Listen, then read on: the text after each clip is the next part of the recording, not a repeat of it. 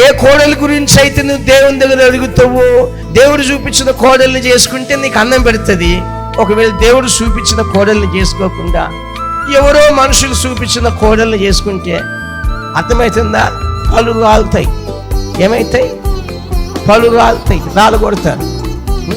ఎంతమంది తెలుసు పప్పు గుత్తి? ఒక్క ఇసురితే పోయి పల్లెగా కొట్టుకుంది అనుకో, మొత్తం ఊసిపోతాయి. హాస్పిటల్ తీసుకుపోయిన తర్వాత కోడలు తీసుకుపోతారు. ఏమైందమ్మంటే జారిపడ్డది అంటది అంతే. అందుకే అల్లుడు కావాలన్నా కోడలు కావాలన్నా దేవుని దగ్గర ఒక మాట అడిగితే ఆ మాటకి ఆయన కరెక్ట్గా సమాధానం చెప్తుందా చెప్పడా?